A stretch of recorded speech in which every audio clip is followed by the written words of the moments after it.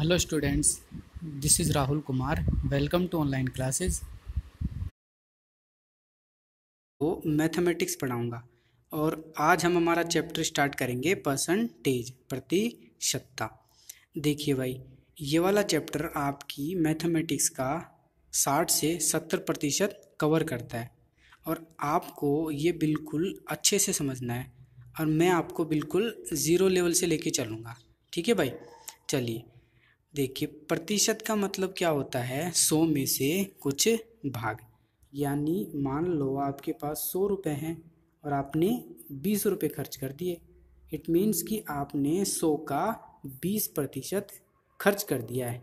ठीक है भाई, चलिए अब देखिए, मान लीजिए कोई संख्या लिखी हुई है, उसके साथ प्रतिशत का साइन लगा हुआ है। देखो 10%, तो इस प्रतिशत के साइन को हटाने के लिए आपको उस संख्या में 100 का भाग देना पड़ता है।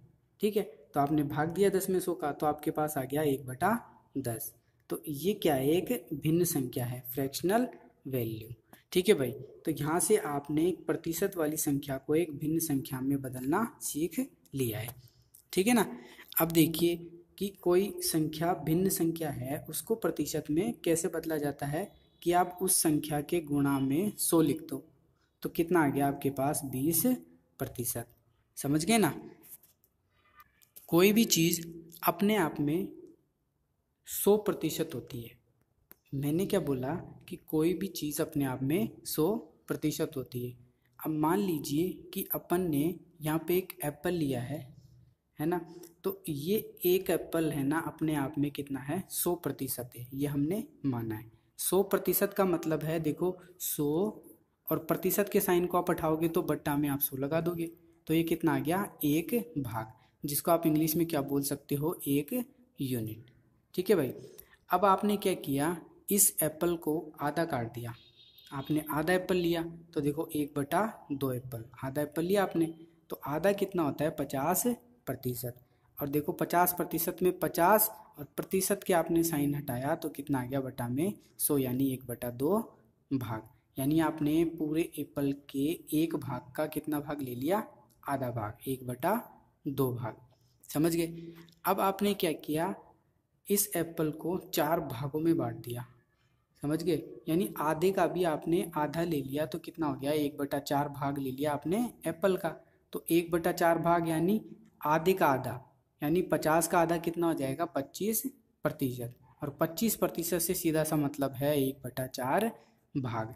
तो मैं आपको समझाने की ये कोशिश कर रहा हूँ कि प्रतिशत को हम बिना वैल्यू निकाले भी सीधा भाग में कैसे बदलते हैं। ठीक है भाई, अब देखिए, कुछ वैल्यूज़ होती है परसेंटेज की जो आपको मुंह ज़बानी याद होनी चाहिए। ठीक है भाई, उससे क्या होगा? आपका टाइम बचेगा, क्योंकि आप लोग भी जानते हो कंपटीशन इतना बढ़ गया है, तो उसके चक्कर में आपको क्वेश्चन सेकंड्स में सोल्व करना होता है, 5 से 10 सेकंड में सोल्व करना होता है। अब इतने टाइम में आप मान लीजिए आपको दे दिया 33 सही 33%, तो आप इसको निकालने थोड़ी बैठोगे कि यार 33 से 33% कितना होता है। इतने में तो आपके 15 सेकंड निकल गई।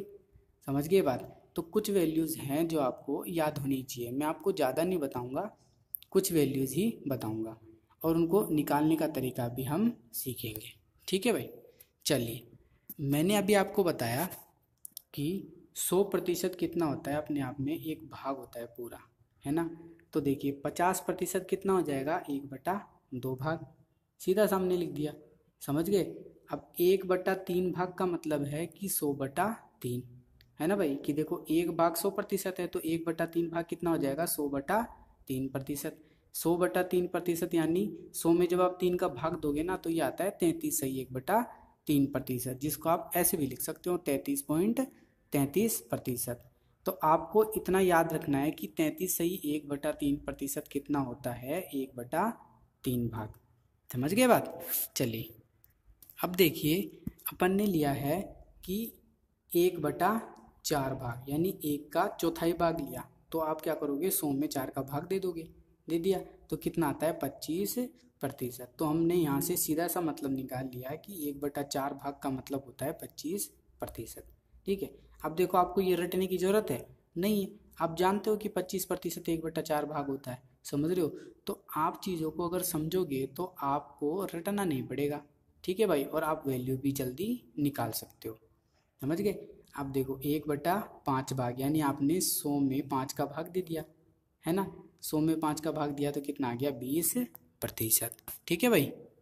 ऐसे हमारे पास होता है 1/6 भाग, यानी आपने 100 में 6 का भाग दिया तो कितना आता है? 16 सही 2/3%। और आप इसको लिख सकते हो 16.66%, है ना? अब देखिए 1/7 भाग, यानी आपने 100 में 7 का भाग दिया तो कितना आ गया? 14 सही 2/7%, यानी 14.28%। ठीक है भाई। अब देखिए आपने लिया 1/8 भाग, 1/8 का मतलब है 100/8 भाग, यानी ये होता है 12 सही 1/2%, यानी 12.5%, है ना? अब 1/9 भाग अपन ने लिया तो वो हो गया आपके पास 100/9, यानी 11 सही 1/9%, जिसको आप ऐसे भी लिख सकते हो 11.11%। समझ गए? और देखो आपको ध्यान कैसे रखना है कि 11 सही 1/9 आ रहा है ना यहाँ पे, तो इसकी वैल्यू 1/9 भाग के बराबर ही होती है, ऐसे आपको याद रखना है। समझ गए? ऐसे देखिए 1/10 भाग, अभी मैंने आपको बताया था कितना होता है? 10%। अब 1/11 देखो कितना होता है? 9 सही 1/11, यानी 9 के साथ 1/11 आएगा ना तो उसका भाग भी 1/11 ही होता है। आप ऐसे ध्यान रख सकते हो चीज़ों को। समझ गए बात? ठीक है। अब देखिए 1/12 भाग, जो कि कितना होता है? 8 सही 1/4 भाग। समझ गए बात? यानी 8.25%। तो ये कुछ वैल्यूज़ है जो आपको ध्यान होनी चाहिए। ठीक है। अब देखिए यहाँ पे हमने लिखा 2/7, इसको आपको प्रतिशत में बदलना है। तो आप बदलोगे कैसे? आप देखो 2 को ऐसे लिख सकते हो, 2 गुणा 1/7, है ना भाई? और 1/7 की मैंने आपको भिन्न बताई थी, प्रतिशत में कितना होता है? 14 से 2/7%। समझ गए? तो देखो 2 को इसके मल्टीप्लाई किया तो 14 को 2 से मल्टीप्लाई किया तो 28 हो गए, और 2 को 2 से मल्टीप्लाई किया तो 4 हो गए, और बाई 7, यानी 2/7 अपने पास कितना आ गया? 28 सही 4/7%, जिसको आप 28.56% भी लिख सकते हो। ठीक है भाई। ये तो हो गया अपना थोड़ा सा लॉजिकली। अगर आपको सिंपली प्रोसेस से करना है तो आप क्या करोगे? 2/7 के गुणा में 100 लिख दोगे, है ना भाई? तो आप ये अपने पास हो जाएगा 200/7, फिर 200/7 को आप कैसे लिख दोगे? 28.56%। समझ गए? लेकिन बेटर ये वाला तरीका होता है जो अपन ने लिखा है। ठीक है भाई। अब देखिए अपने पास लिखी हुई है कोई प्रतिशत में 42.6/7%। अब आपको इसको किस में बदलना है? एक भिन्न संख्या में बदलना है। तो एक तो वो तरीका है कि यार आप है ना पहले 42 को 7 से मल्टीप्लाई करोगे, फिर उसमें 6 जोड़ोगे, तो जो संख्या आएगी उसमें 7 से भाग दो दे के, और कितना करोगे? 100 से मल्टीप्लाई कर दोगे 7 को, और ऐसे ही आप भाग दे के निकाल लोगे, 3/7 आ जाएगा। लेकिन वो थोड़ा लेंथी प्रोसेस हो जाएगा, है ना भाई? तो आपको क्या करना है? देखो ये जो फ्रैक्शन लिखी है ना यहाँ पे 6/7, तो इसमें आपको दिख रहा होगा कि नीचे 7 आ रहा है। तो 7 कौन सी प्रतिशत में आता है? आपको पता है कि भाई 14 से ही 2/7% में नीचे 7 आता है, यानी अपने को यहाँ से आइडिया लग गया कि ये जो लिखी है प्रतिशत, ये 14 से ही 2/7% का कोई मल्टीपल होगी, कोई गुणांक होगी। समझ गए? तो देखो यहाँ 42 लिख रहा है, 42 का मतलब यार ये तो 14 से अगर आप इसको भाग दोगे तो 3 बार जाता है, यानी कि ये 14 से ही 2/7 का 3 गुना लिखा हुआ है। देख भी लीजिए, 14 तिया 42, और 3 को 2 से मल्टीप्लाई किया तो 6 आ गया, 7%। समझ गए? अब देखिए 14 से ही 2/7% को आप 1/7 लिख सकते हो, और 3 इसके गुणा में है ही, तो कितना आ गया? 3/7 भाग। समझ गए? तो इस टाइप से अगर बड़ी वैल्यू आ जाएगी अपने पास परसेंटेज की तो उसको हम फ्रैक्शन में बदल सकते हैं, और फ्रैक्शन की वैल्यू आ जाएगी तो उसको हम परसेंटेज में बदल सकते हैं। ठीक है भाई। अब देखिए अपने पास अगली वैल्यू है 2/3 भाग, इसको अपने को बदलना है प्रतिशत में। तो एक तो वो तरीका है कि आप 2/3 को 100 से गुणा कर दो और आप प्रतिशत में निकाल लो, है ना? एक दूसरा तरीका है कि आप 2/3 को ऐसे लिख सकते हो ना, 2 गुणा 1/3, और 1/3 की मैंने आपको भिन्न बताई थी 33 सही 1/3%, ये बताई थी, है ना? और इसको आपको कितने से गुणा करना है भाई? 2 से। तो 2 को आप 33 से गुणा करोगे तो देखो 66, और 2 को 1 से गुणा करोगे तो 2, यानी 66 से ही 2/3%, जिसको आप कैसे लिख सकते हो 66.66%। समझ गए? तो आप कैसे भी चेंज कर सकते हो, बस आपके ऊपर है कि आपको चेंज कैसे करते हो, है ना। चलिए अगली भिन्न देखिए 3/8। तो 3/8 को हम कैसे लिख सकते हैं, 3 गुणा 1/8, और 1/8 किसकी प्रतिशत में वैल्यू होती है, 12 से 1/2% की। तो इसको 3 से मल्टीप्लाई कर दिया अपन ने, तो कितना आ गया 37 से 1/2%। अब देखिए इसमें मल्टीप्लाई करने में थोड़ा सा लॉजिक बदल जाता है कि देखो 12 को आपने 3 से गुणा किया तो 36 आ गए, लेकिन भाई मैंने तो यहाँ 37 लिखा है, कैसे हो गया ऐसा। तो देखो 12 को आपने 36 से गुणा किया और 3 को आप 1 से गुणा करोगे तो 3/2, ये आएगा आपके पास प्रतिशत। ठीक है, अब देखिए जब आप 2 का भाग 3 में दोगे तो एक बार तो जाएगा है ना, एक बार भाग चला जाएगा और एक शेष बच जाएगा, ऐसे समझ गए। तो इस एक जो बार भाग चला गया, इस एक को आपने इस 36 में जोड़ दिया तो कितना आ गया 37, और 1/2 आपके पास रह गया, तो कितना आ गया 37 से 1/2%। समझ गए बात। चलिए अगली वैल्यू है अपने पास 62 से 1/2%। तो देखो 1/2 नीचे आ रहा है, मतलब 2 नीचे आ रहा है, इसका मतलब है कि 2 किस में आता है नीचे, 12 से 1/2% में आता है। ठीक है भाई, तो यानी ये वाली संख्या 12 से 1/2 का कुछ गुणांक होगी या मल्टीपल होगी। ठीक है भाई, तो देखो 12 का भाग 2 आप किस में, 62 में, तो 12 पंजे 60, यानी ये कुछ 5 का मल्टीपल हो सकती है। समझ गए बात। तो आप एक बार लिख के देखो कि 5 आपने लिखा गुणा 12 से 1/2%, तो अब आप देखो कि ये इसका मल्टीपल है या नहीं। देखो 12 पंजे 60 है ना, और 5 एकम 5/2%, ये लिखोगे आप। अब 2 का भाग दोगे आप 5 में तो 2 बार तो चला ही जाएगा, चला गया ना 2 बार, और कितना बच जाएगा शेष 1 बच जाएगा, तो 1/2 आ गया।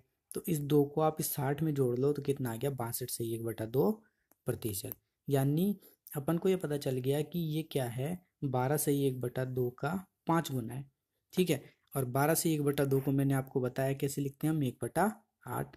तो 5/8 आपके पास क्या आ गई, एक भिन्न संख्या। अब ये बताने का प्रोसेस क्या था, मतलब पर्पस क्या था कि बताया क्यों आपको ये। कई बार क्वेश्चंस में ऐसी वैल्यूज भी आ जाती है, तो आप लोग क्या करते हो मल्टीप्लाई करके फिर प्रतिशत लगा हुआ है तो 100 का भाग दोगे, फिर आप उसकी वैल्यू निकालोगे ऐसे। लेकिन अगर आपके पास कुछ ऐसी प्रतिशत की वैल्यू दी हुई होगी तो इन वैल्यूज़ के लिए ही दी हुई होगी कुछ ना कुछ, समझ गए बात। तो आप लॉजिकली भी ऐसे निकाल सकते हो, ऐसी वैल्यू नहीं दी हुई होगी जो निकलेगी नहीं। ठीक है भाई, चलिए आगे देखिए।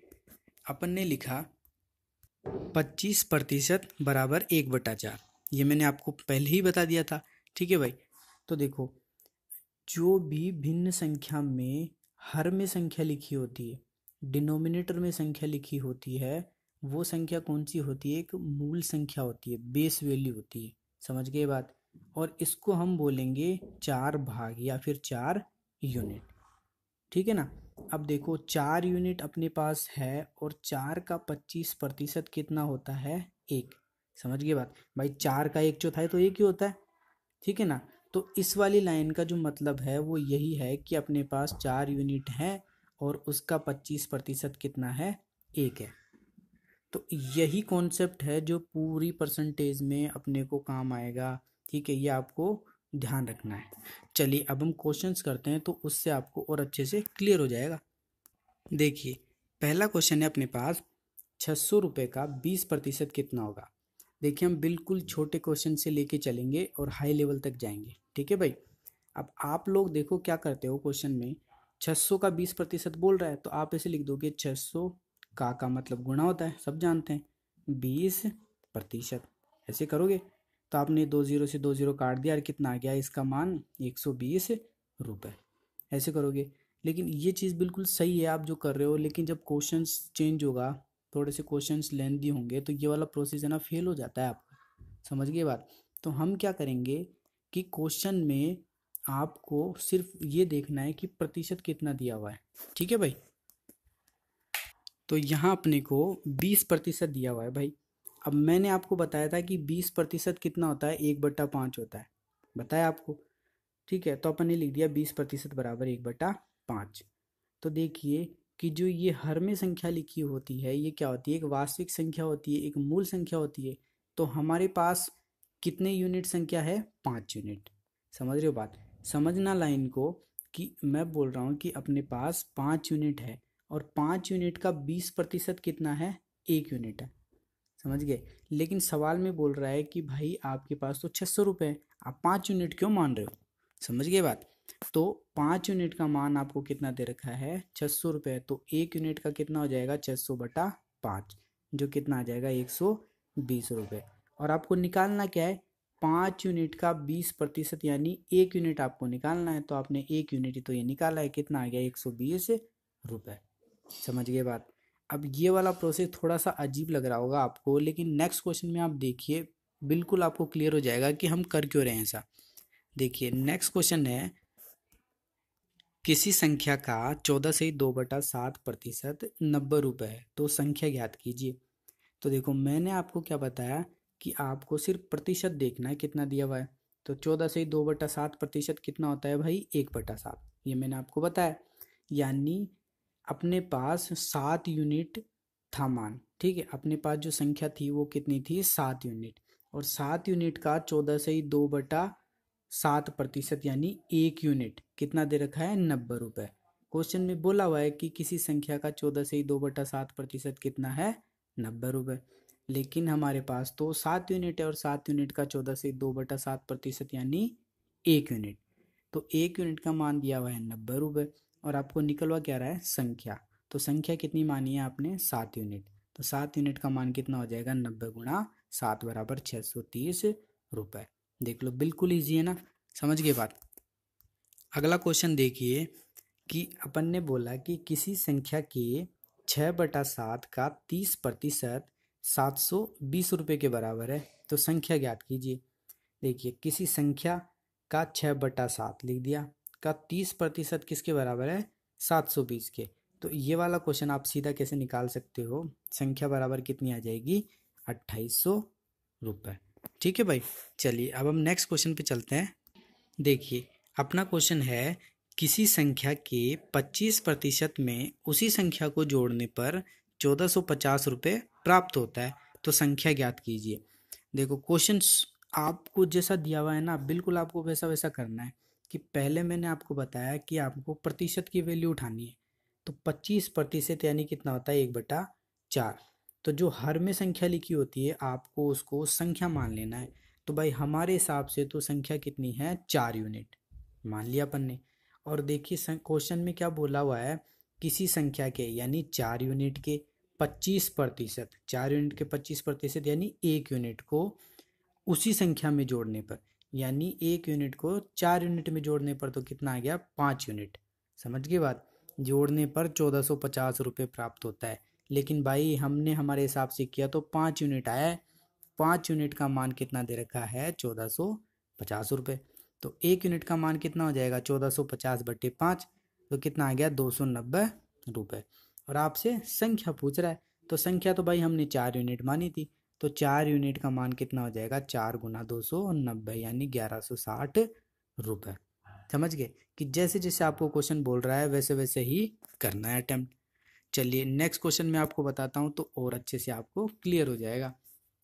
देखिए किसी संख्या में 64 जोड़ दिया जाए तो संख्या का 133 सही 1/3% बन जाता है, तो संख्या ज्ञात कीजिए। तो आपको ये फ्रैक्शन वैल्यू है कुछ अजीब लग रही होगी कि यार हम करेंगे कैसे इसको सोल्व। तो कुछ लोग तो वही प्रोसेस मल्टीप्लाई करेंगे, फिर भाग देना चालू करेंगे और फिर इसकी भिन्न संख्या निकालेंगे। तो हमने क्या किया, थोड़ा सा दिमाग लगाया कि ये जो लिखा हुआ है 133 से 1/3%, आप इसको ऐसे लिख सकते हो ना कि 100% प्लस 33 सही 1/3%, ऐसे लिख सकते हो। अब देखिए 100% तो कितना होता है भाई, 1 भाग होता है पूरा, ये मैंने आपको बताया था, ठीक है ना। प्लस और 33 सही 1/3% भी मैंने आपको बताया कितना होता है, 1/3। तो ये 133 सही 1/3% हमारे पास फ्रैक्शन वैल्यू कितनी आ गई इसकी, 1 + 1/3। तो ये कितना हो जाएगा भाई, 4/3। ठीक है। इस लाइन का मतलब ये हुआ हमारे पास कि 3 यूनिट हमारे पास कोई संख्या है, उसमें 133 सही 1/3% यानी 1 यूनिट जोड़ने पर वो संख्या 4 हो गई। ठीक है भाई। अब ये क्या बोल रहा है क्वेश्चन में कि किसी संख्या में कितना जोड़ा है आपने, 64 जोड़ा है, तब संख्या इतनी बनी है। लेकिन हमने तो 3 यूनिट में एक ही जोड़ा है भाई, तो 1 यूनिट का मान कितना दिया हुआ है यहाँ पे 64। तो 3 यूनिट का मान कितना हो जाएगा, 3 × 64 बराबर 192। ठीक है, और हमको संख्या ही पूछी थी, तो संख्या हमने क्या मानी थी, 3 यूनिट। समझ गए बात। तो ऐसे हमको बिल्कुल प्रोसेस से चलना है, और जो भी फ्रैक्शन में, जो भी फ्रैक्शनल वैल्यू में आपके हर में संख्या लिखी होगी, डिनोमिनेटर में संख्या लिखी होगी, आपको उसको मूल वैल्यू मानना है, बस इतना करना है। ठीक है भाई, चलिए आगे चलते हैं। चलिए भाई, अब हम थोड़ा सा लेवल और बढ़ाते हैं अपना। देखिए क्वेश्चन है, एक व्यक्ति की आय में 12.5% की कमी आ गई, दोबारा से वही आय प्राप्त करने के लिए कितने प्रतिशत की वृद्धि करनी होगी। देखिए सबसे पहला काम जो मैंने आपको बताया है कि आपको परसेंटेज को उठाना है, तो 12.5% मैंने आपको कितना बताया, 1/8 होता है। ठीक है भाई। तो यानी अपने पास जो ये डिनोमिनेटर में वैल्यू लिख रही है, हर में जो संख्या लिख रही है 8, ये हमारे पास क्या है, टोटल यूनिट है, कुल भाग है। समझ गए कि अब देखिए क्वेश्चन के अकॉर्डिंग क्या बोल रहा है कि एक व्यक्ति की आय में, तो हमने मान ली व्यक्ति की आय 8 यूनिट है, 8 यूनिट का 12 सही 1/2% यानी 1 की कमी आ गई। तो 1 की कमी आने पर आय कितनी हो गई, अब 7 यूनिट हो गई। समझ गए बात कि हमारे पास पहले 8 यूनिट आई थी, और 8 यूनिट का 12 से 1/2% यानी 1 यूनिट की कमी आ गई, तो अब हो गई आय 7 यूनिट। समझ गए बात। अब ये बोल रहा है आगे कि दोबारा से वही आय प्राप्त करने के लिए आपको कितने प्रतिशत की वृद्धि करनी होगी। तो अब आपकी आय कितनी है भाई, 7 यूनिट है। अब आपको 7 यूनिट से आपकी आय वापस 8 यूनिट करनी है, तो कितना बढ़ाना पड़ेगा आपको, 1 यूनिट बढ़ाना पड़ेगा। और कहाँ से बढ़ा रहे हो आप अपनी आय को, 7 यूनिट से। समझ गए बात कि आप जहाँ से भी बढ़ा रहे होते हो या जहाँ से भी घटा रहे होते हो ना क्वेश्चन के अकॉर्डिंग, वो वैल्यू यहाँ लिखी जाती है। तो हमने भाई हमारी आय 1 यूनिट बढ़ाई, और कहाँ से बढ़ाई, 7 यूनिट से, तो 1/7 हो गया। और इसको परसेंटेज में बदलने के लिए आप क्या करोगे, 100 से गुणा। ठीक है ना भाई। तो ये कितना आ गया, 14 सही 2/7%। तो ये इस क्वेश्चन को करने का एकदम बेस्ट वे था, और हम आगे भी क्वेश्चंस को ऐसे ही सोल्व करेंगे। ठीक है ना भाई। चलिए नेक्स्ट क्वेश्चन देखिए, बहुत अच्छा क्वेश्चन है ये। बी की आयु ए से 25% अधिक है, तो ए की आयु बी से कितने प्रतिशत कम होगी। तो देखो भाई, सबसे पहला काम हमारा परसेंटेज को उठाना, तो 25% कितना होता है, 1/4। तो क्वेश्चन के अकॉर्डिंग क्या बोल रहा है, बी की आयु ए से 25% अधिक है, यानी जो ये 4 यूनिट लिख रही है, अगर हम इसको ए की आयु मान ले कि भाई ए की आयु 4 यूनिट है, और 4 का 25% यानी 1 यूनिट अधिक। समझ रहे हो, 1 यूनिट अधिक किसका आयु हो जाएगी, बी की आयु, यानी 5 हो जाएगी। समझ गए बात। तो यहाँ से हमारे पास ए की आयु आ गई 4 यूनिट, और बी की आयु आ गई 5 यूनिट। ठीक है ना भाई। अब आगे क्वेश्चन में बोल रहा है कि ए की आयु बी से कितने प्रतिशत कम होगी। तो देखो ए की आयु बी से पूछ रहा है ना। तो देखो ए की आयु बी से 1 कम है, हमारे हिसाब से 1 कम है ना। और कहाँ से कम है, 5 से कम है, यानी 1/5। और इसको परसेंटेज में आपको बदलना है, तो आपने गुणा 100 कर दिया, तो ये कितना आ गया, 20%। आई बात समझ में कि इस क्वेश्चन को हम कैसे सोल्व करें हैं। ठीक है ना। अब ये देखिए, ये क्वेश्चन दिखने में बिल्कुल एक जैसा लग रहा है कि यार ए की आयु बी की आयु अधिक कम कैसे है, लेकिन है कॉन्सेप्ट समझने का। ठीक है ना। अब देखिए, इसका मैं एक और बिल्कुल ईजी वे आपको बताता हूँ याद करने का। देखो कि सबसे पहले आप देखो ये परसेंटेज कि कितना ज़्यादा है, 25% ज़्यादा है। ठीक है ना। और पूछ क्या रहा है, कम पूछ रहा है ना। तो 25% से कम प्रतिशत याद करो, मैंने आपको क्या लिखाई है इस वाले लेक्चर में स्टार्टिंग में, 20%। समझ गए बात कि मैं क्या बोल रहा हूँ कि मैंने आपको जो फ्रैक्शन वैल्यूज़ लिखवाई है उसमें 25% से आपको कम प्रतिशत निकालना है, तो 25% से कम प्रतिशत मैंने आपको एक ही वैल्यू लिखाई है 20%। ना 24 में कोई प्रतिशत लिखवाइए, ना 23 में, ना 22 में, ना 21 में। समझ गए बात? तो जो मैंने आपको ये वैल्यू लिखवाई है ना, यही क्या हो जाएगी, आंसर हो जाएगी 20%। ये बिल्कुल बेस्ट वे है इस टाइप के क्वेश्चंस को देखने का। अगर देखिए मैं एक और एग्जांपल आपके सामने रखूं कि मान लीजिए कि किसी पर्सन की आय किसी दूसरी पर्सन की आय से 20% अधिक है, तो दूसरे पर्सन की आय पहले पर्सन से कितने प्रतिशत कम होगी? तो 20% से आपको कम लेना है, तो 20% से मैंने कम परसेंटेज एक ही लिखाया है, 16 से ही 2/3%। तो यही उसका आंसर हो जाएगा। समझ गए बात? तो इस टाइप से आपको ऐसे क्वेश्चंस को सोल्व करना है। बाकी आप क्वेश्चंस देखिए ऐसे, ठीक है ना भाई? बाकी जैसे ये चैप्टर कंप्लीट हो जाएगा तो मैं इसकी एक पीडीएफ भी दूंगा आपको क्वेश्चंस की, तो आप अच्छे से क्वेश्चंस लगा पाओगे। ठीक है ना भाई? जैसे ये वाला क्वेश्चन है, देखिए ए बी से 16 से ही 2/3% कम है, तो बी ए से कितने प्रतिशत ज़्यादा होगा? तो देखिए मैंने आपको बताया कि 16 से ही 2/3% यहाँ दिया हुआ है, और आपको इससे ज़्यादा निकालना है परसेंटेज। तो इससे ज़्यादा परसेंटेज मैंने आपको एक ही लिखा है, इसके बाद में 20%, तो वही इसका आंसर हो जाएगा। समझ गए बात? देखिए मैं आपको दिखा भी देता हूँ। ये देखिए यहाँ पे ये 16 से 2/3% लिखा हुआ है, ये वाला, ठीक है। और ये तो वैल्यूज इससे कम लिखी हुई है, लेकिन आपको क्या करना है, इससे ज़्यादा प्रतिशत निकालना है ना। तो इससे ज़्यादा प्रतिशत मैंने 20% लिखवाया है, देख लीजिए इससे ऊपर, ये देखिए, दिखा? समझ गए? तो इस टाइप से आप क्वेश्चंस को सोल्व कर सकते हो। बिल्कुल बेस्ट अप्रोच है ये क्वेश्चन को करने की, आपको कोई कैलकुलेशन करनी नहीं है भाई, ठीक है ना।